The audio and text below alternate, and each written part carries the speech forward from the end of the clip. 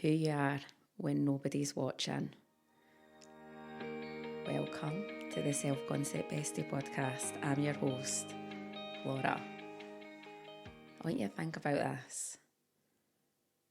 What would you do with your life if nobody was ever going to find out about it? What would your dreams look like? What would your goals look like if nobody ever knew? Would they still look the same? Because we are always looking for that, especially now with social media. It's that external validation, isn't it? It's, I've took a photo, I must post that. Oh, how many likes has that photo got? I want people to see what my life looks like. But actually, what about you? Like, what is it that you really want? What is your identity? When we start looking inward at who we are and what we want, it's actually just about me, me, because nobody's really watching. So who are you when there's nobody there to impress? What does that goal look like? Because let's think about it. Society tells us that we must get a job, or we must have a 9-to-5 job. We must save money to get a mortgage. When you've got a mortgage, you've made it. When you've got the nice car, you've made it. But actually, things are all material things. They don't give us anything. They sometimes actually aren't who we naturally are. But it's who we think we need to be. Because that's what society says.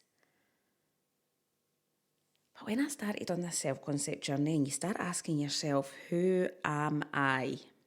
That's it. That was the first question. When I started this self-concept journey is, what is my I am? Who am I? Really sit with that and actually say, who am I? What do I want in life? Without anybody watching, without anybody validating me. Am I still going to show up if nobody knows about it? And I want you to be really, really radically honest here with yourself. Are you going to? Because sometimes our dreams and aspirations can be other people focused, because other people think that that's what success looks like. Because society's told us that's what success looks like. But what do you think success looks like? Like, who are you when you're not posting the photo? You've took the photos, you're feeling amazing. Can you validate yourself in that mirror and be like, I know I look amazing, and I am, yes, this photo was, like, chef's kiss. What happens when we don't post it on social media? Do you still feel as beautiful or as amazing? Because we're not getting the validation back from the social media. And I know we've all been there, because we're looking for somebody to confirm what we already know. As humans, we're always looking for that, somebody to validate us, validate what we are saying is right. But what happens when you just start to know you, when you're like, you know what, I know, like, that photo is amazing. Whether anybody sees it or not, that photo is mine. And when you look yourself in the mirror and the eyes looking back at you, you're like, yep, I see who I am. Inside and out. And I don't need anybody to validate me or to start doubting myself as well, because I've maybe not got enough likes in it, or somebody hasn't said the right thing. Because with that, when you're posting things online, also comes the backlash of, you might not get what you were actually wanting. Nobody might comment on it. And then you're sitting there like, oh, well, was it that much of a great photo? And you start doubting what you actually have already known. So again, I ask you, who are you when nobody's watching? When you're not chasing that goal because it looks good for everybody else. What goals is it that you want? What does happiness look like to you? What actually is the parts in your life that is filling for you to make you feel quote unquote happy? But it's just a feeling, isn't it? And our brains are very good at attaching to a feeling. And I think this is the biggest learn for me, and hopefully for yourselves in any sort of kind of relationship dynamic, whether it be friends, whether it be romantic. It's how these people make us feel. So when they're validating a feeling that's maybe been missing in us, our brains crave it. That's where, you look at some relationships and this person could be given nothing, but the other person's still chasing and still clinging on. But actually, you know what it is? It's only the feeling that our brain is searching for. So what happens when we bring that feeling within ourselves? When we start realising, okay, how did I feel when I was with that person or in that friend group? How can I give that to me? And this isn't about, ever not socialising or never being in a relationship and just building this identity up of I don't need anybody, because we're humans and we're wired for connection. I think that's so beautiful to be able to connect with people. But when we're connecting from a place of scarcity, when we're connecting from a place of that other person is giving you something, that is validating something, how authentic actually is that connection?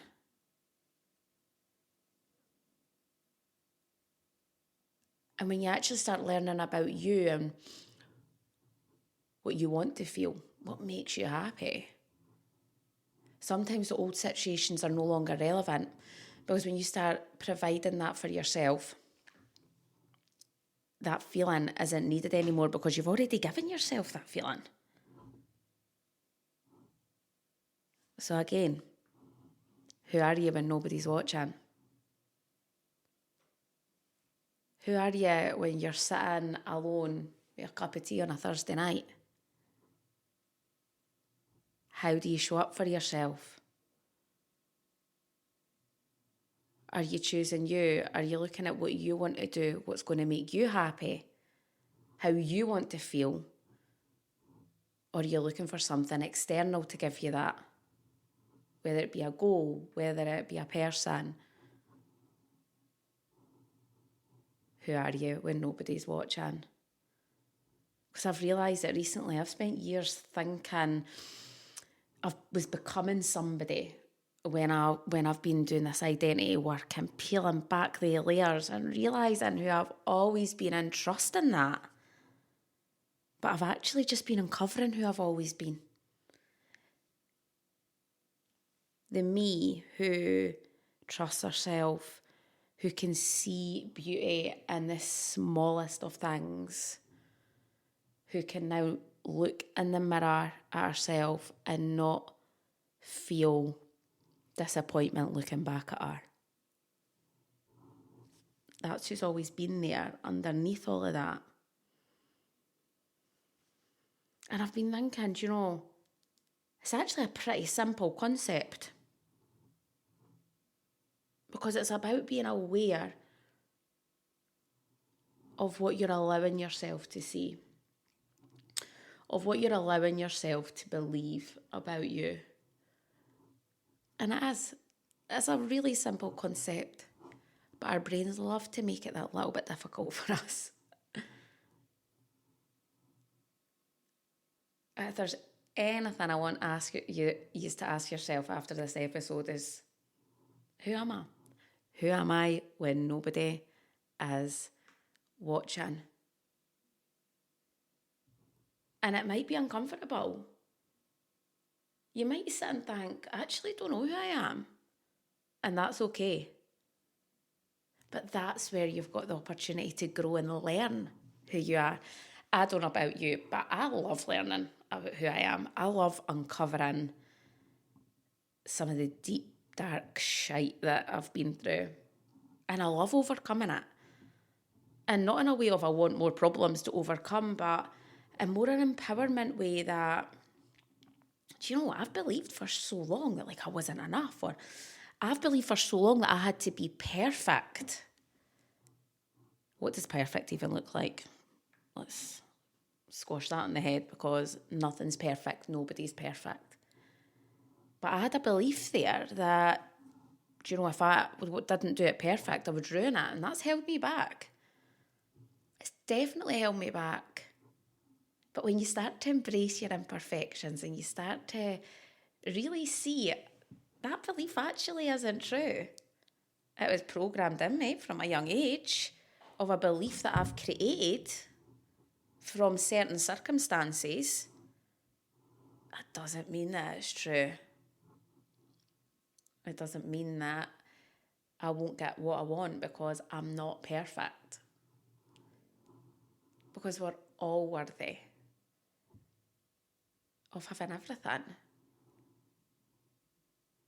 When we were born, if you were to be cut open, would there be like a stamp inside you saying, not good enough, not worthy, useless, ugly?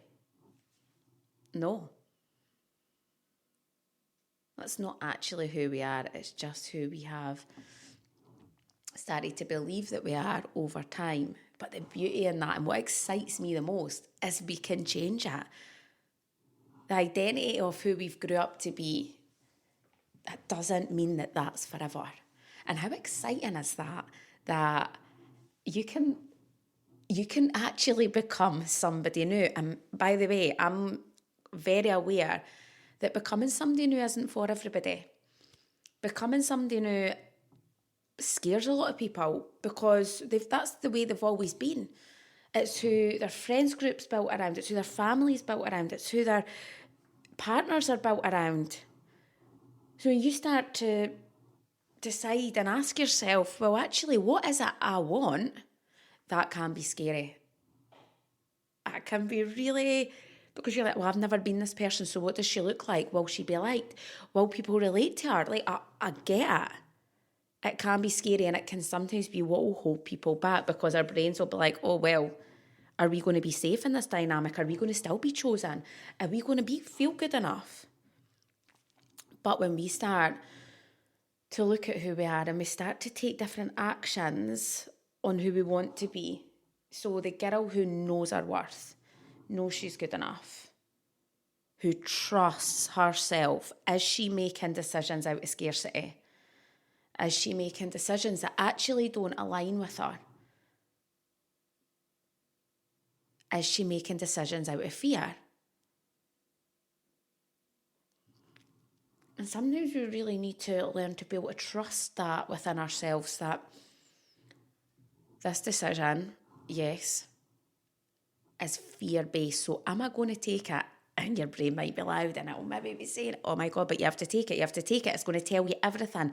But something's niggling inside you telling you, but I actually don't want this. I don't want this job. I don't want this person. I don't want to go and do this activity. I don't want to go to this party. But you're going out of fear, responsibility, and to please other people. And by stopping that, who are you then? Because when you are you and nobody is watching, it is just you. It's not your kids, it's not your partner, it's not your friends, it's not your family, it's just you. You're the only one that can show up for you.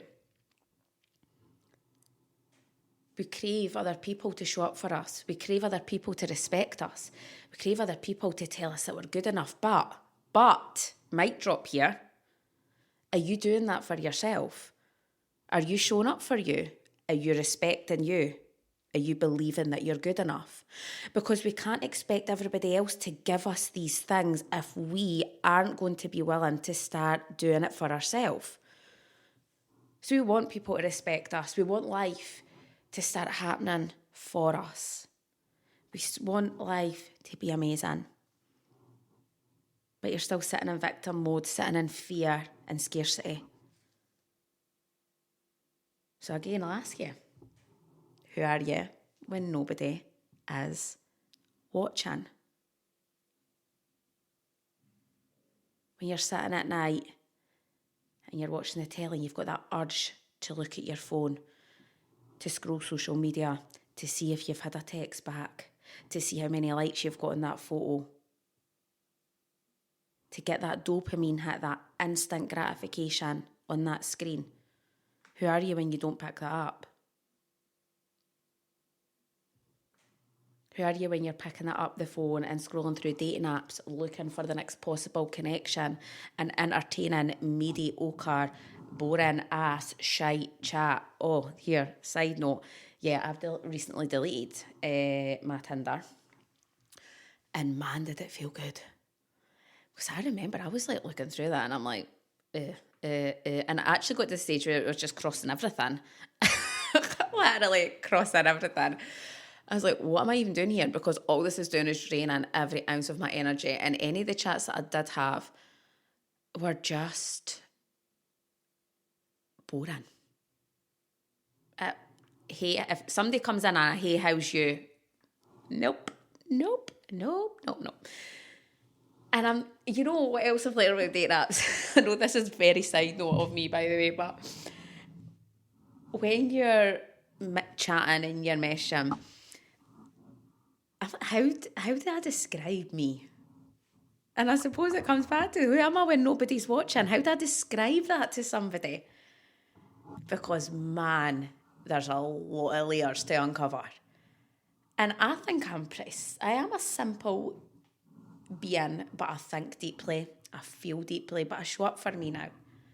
And I've got a very different outlook on life than a lot of people, and that's okay. I'm totally happy with that. I've let go of the fear of judgment from other people and what other people might think. But when you are getting to know somebody over a dating app just simply by messages, things can get taken the wrong way. And then the amount of times, like, I like maybe say something that's been a bit, not cheeky, but, just bold, or I like a bit of banter. Do you know, I know on this podcast I speak about really in-depth and deeper things, but I'm just a girl who's really light-hearted as well, who loves to laugh and loves to just have fun. And, actually now doesn't take life too seriously. Life, we get this one big-ass beautiful life. How are we spending it? So I had to really sit and ask myself, what am I doing here? I decided that it wasn't for validation. Actually, what was happening is these messages were doing the opposite of validating me. They were draining the life out of me. And I thought, this isn't for me. I'm good. And I really sat and I looked at my life and how amazing it is and how happy I am. And I thought, I don't need to be on any dating app. I don't need that. It will come when it's meant to. I don't need to force it. And I know it's not for everybody. People have been massive successes on dating apps. And if that's been you, then do you know what? I am so bloody happy. I really am. But it's just not really been my story. Don't get me wrong. I've had a couple of good dates off it and good experiences, but nothing that I could say I highly recommend this. Because I think it's almost finding a needle in a haystack if you can get somebody that you just click and it's great. Because a lot of the people on these apps they're actually just looking for the validation as well. The men are just looking for the ego boost. And I've been lucky. And actually, I feel like it's a bit of a mirror. So subconsciously, our life mirrors what we believe we are. And I speak to some people and they're like, yeah, but they just wanted me to send pictures of myself. And I've never had that. I've been lucky. But then I don't know if it's because I just shut that down before it even gets that far. But I've been lucky enough never to be disrespected on them. And some men, some women, that's all they're looking for, is just to get that ego boost. They're not actually planning on dating or wanting to meet up. They're looking for somebody to message who can tell them that they're good looking in their pictures. And it's such fake. Oh, and that just gives me the ick now, like total ick vibes. Nah. Like, if you are fishing for a compliment for me, you're at the wrong place. You're knocking on the wrong door, baby, because I'm not going to sit here and boost your ego and tell you how bloody amazing you are when I actually don't think you are. And actually, I'm not going to do that anyway. Any girlies that are needing told how amazing they are, come at me. But when you've got some dusty ass man pouting in a photo with a filter on it on your bike. And what I've realised is because when I've asked myself, who am I when nobody is watching, my standards are higher. Because who am I when nobody's watching is actually a pretty incredible life. Sitting on a Friday night, face mask on, shower, shave my legs, tan on, and relaxing with a really feel-good TV show, or whether it be looking up content ideas or being in my community with the women. Or that's me. Nobody knows about that. It's just me. Me v me. So if somebody actually can't rise to that standard and add to that, then we don't want it. And that's in all aspects of life. You know, you've got, and I've realised this, friends, I've got some of the best friends. But you know what they are? They're low maintenance. We've got low maintenance friendships. Like, I always see my friends at the weekend. We were out, and I hadn't seen them for like 2 months. And you know, when I got there, it's just like we had seen each other yesterday. And that's it. Everybody's there in their own lives, doing their own thing. And we're all there if we need each other. But we're not needing we're not needy, we're not needing validated, we're not needing, you know, that company all the time.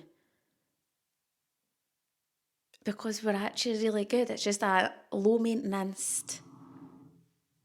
And you just know you've got that support. And we've loved each other through every single version of ourselves, through every single chapter of our lives. These are my friends that I've had since I was 13 years old.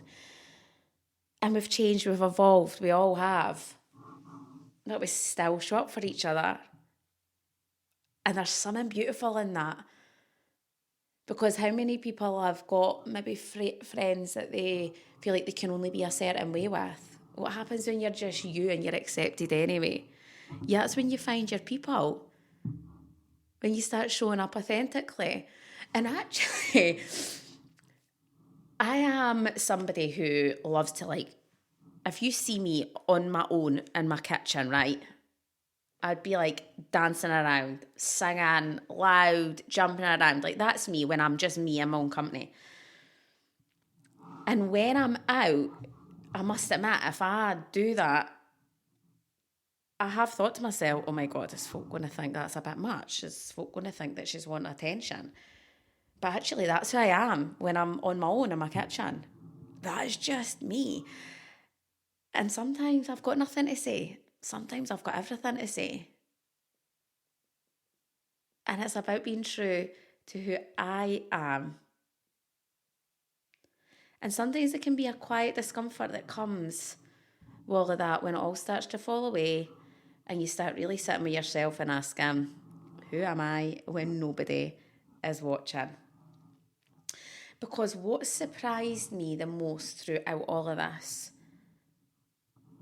and I spend a lot of time on my own now, and not because I don't want to be around people. I'm happy to be around people, but I'm also really happy in my own company. I'm also really happy in my own energy.